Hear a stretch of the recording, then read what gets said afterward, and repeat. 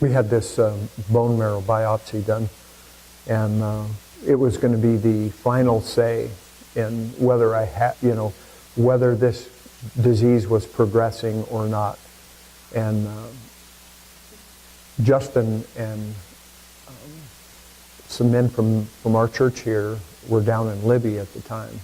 And I guess Justin said there was 28 of them. And they were all praying, about this graft versus host disease and praying for me.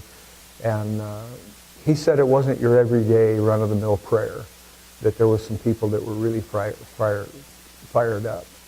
And one fellow from Libby proclaimed that whenever the results come back, there's not going to be any of this other person's white blood cells in his body. And the next day, before they were praying this and made the proclamation, the day before we got the results, and the results came back that there were no white blood cells from the donor in my body. So the disease had gone from here down to here in just a matter of about 24 hours. It was what it sounds like it was. It was God's miracle. And while we were there, there was a guy in the hospital that had the same thing that I did. His name was Keith. His wife's name was Caroline. And we were visiting with Caroline one night and her two sons. They were grown boys. They were 26 and 30 something. They were grown men. But she had to make the decision to take her husband off the ventilator, and he had the same thing that I did. And we were talking with her and the boys, and they just made the decision. She'd talked with her husband prior to transplant and so forth, and he asked her that if the only thing that was keeping him alive was a machine, that she would, have mercy on him and just unplug the machine. And we were, Margaret and I were grasping at straws, trying to be a comfort to these people. And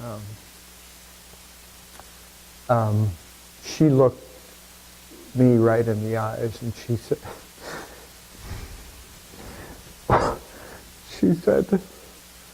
Glenn, I want you to know that we're so happy that you're okay. Just being gracious all the way through this. All the way through this thing. Her husband's dying, her boys are there trying to be strong and a comfort to their mother. But we were blessed. We were honored to be able to be there with these strong people, gracious people. Margaret and I learned how to be better people by being around these people. It was truly extraordinary. So we just want to thank you guys for your prayers, and know this at the bottom of your heart, that like Margaret said, the effectual fervent prayer of a righteous man availeth much. Our righteousness, we don't choose to be righteous. This is something that God gives us, and we get it through faith. We get it through faith in Jesus Christ. So if you believe, and I know you do, or you wouldn't be here right now, your righteousness is intact. It's good.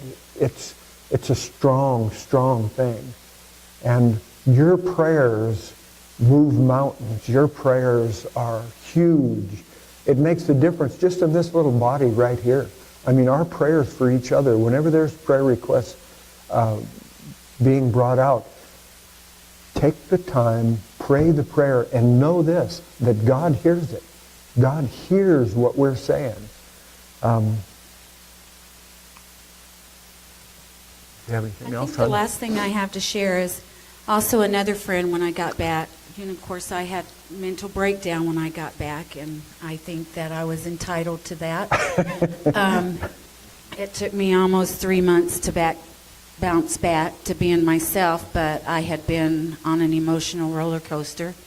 And actually the doctor prescribed it like it was like I had PTSD, post-traumatic stress syndrome, because I'd been up so high and had to stay there for so long. And then I finally came down. Another friend gave me a book when we first got back, and it's called Big Mountain, Bigger God.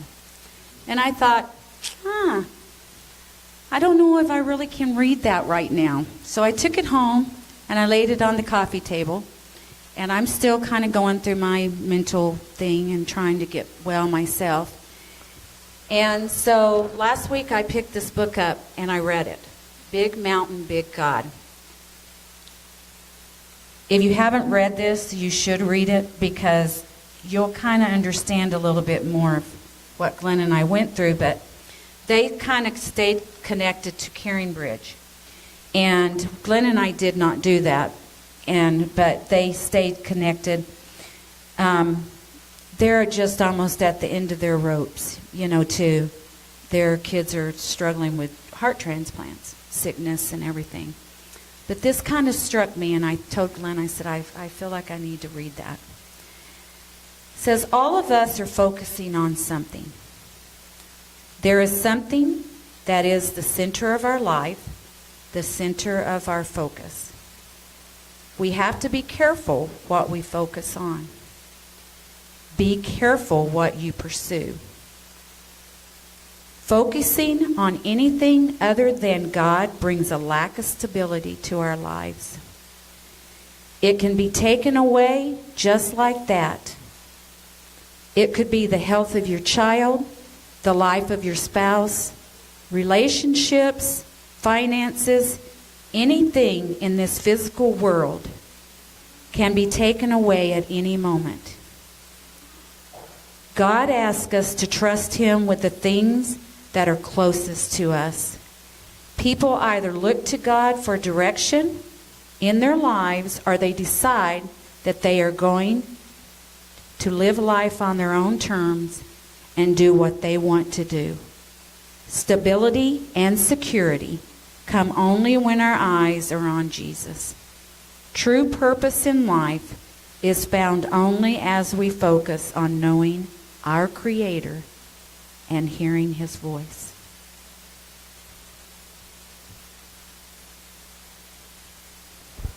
Margaret and I would just really like to thank you guys, and it's really an honor to be coming to this church, to be part of the body of Christ. I mean, it really is. We've grown so much here. We've been strengthened so much, and we really appreciate the prayer that you guys have put towards our well-being. I mean, it's really made a huge difference. And your provision.